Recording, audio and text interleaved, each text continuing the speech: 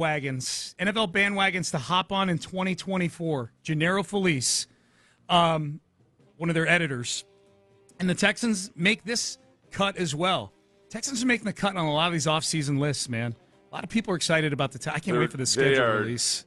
They are, as Nick Caserio would tell you, it's gone a little overboard, I think, and the Texans winning the offseason. Be very, very nervous whenever you win the offseason. Yep. So they've got bandwagons on here. A couple teams, to bandwagon on. Texans are not one of the teams, although they get mentioned quite a bit. But they've got the Bears as a bandwagon team, maybe, with all the offensive weapons and Caleb Williams.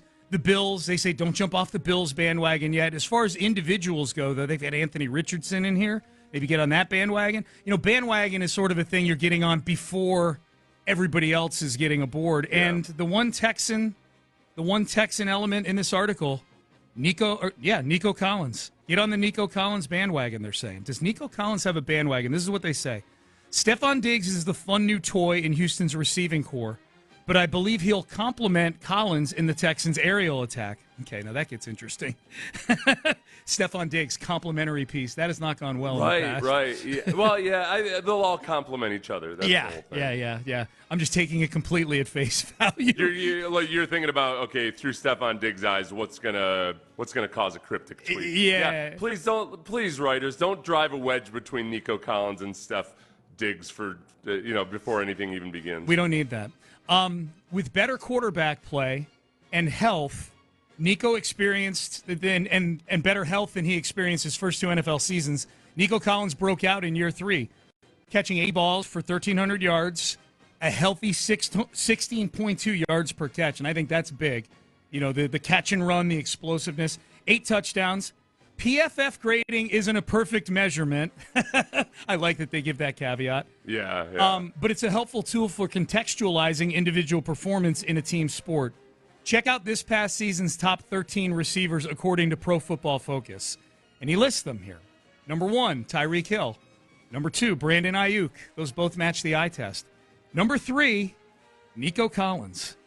And that takes everything into account. That's not just the 80 catches for 1,300 yards. That's the blocking.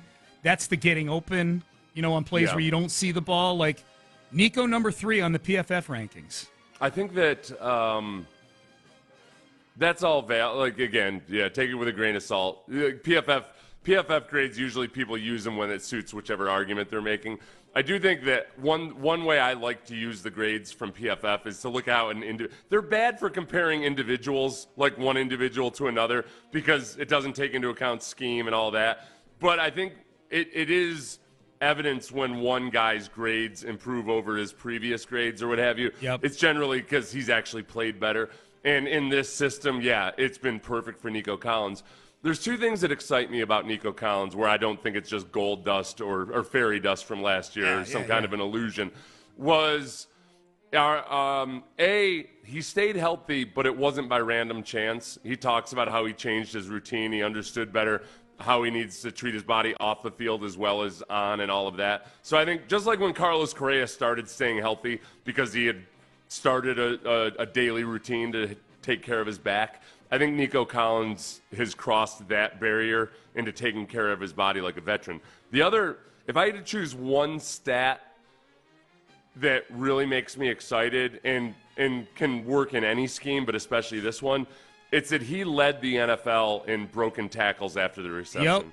And he led it by several broken tackles. I want to say he had like 19 broken tackles, and the next highest had 16. He led the league in that category. Led the league in broken tackles after a reception. And it really showed up towards the end of the season. And then that doesn't include the playoffs, where he didn't just break tackles, he bulldozed fools, at a pretty damn good clip. That's the part that I think is not going to change. It's not like all of a sudden he's going to be less strong or less able to break tackles. And if anything, with Stephon Diggs hopefully opening things up that much more and having a healthy Tank Dell on the field, that means there's going to be more instances where Nico Collins catches the ball with more space in front of him. And so the run after the catch could end up being really, really good for him. What's the ceiling for this offense this year if everybody's healthy? Is 5 million yards. Yeah, I mean, can this does this have the potential to be the best offense in football this year?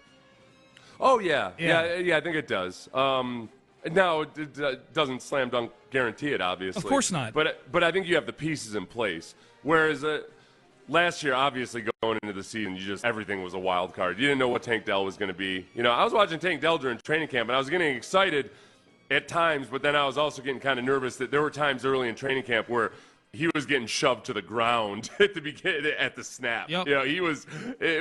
He had to really learn about how to use his assets versus NFL press coverage, and he figured it out. It's just guys that are his size have to get off the ball, get away from contact, but still stay on time in rhythm within this offense, and that's a really hard thing to do for a rookie. That's what's really exciting about him, was that he's in a timing and rhythm offense as a smaller guy, and the Texans didn't have to rely on gadgetry to get him open. They didn't have to use him like a Tavon Austin or whatever. Like, they didn't have to use gimmickry.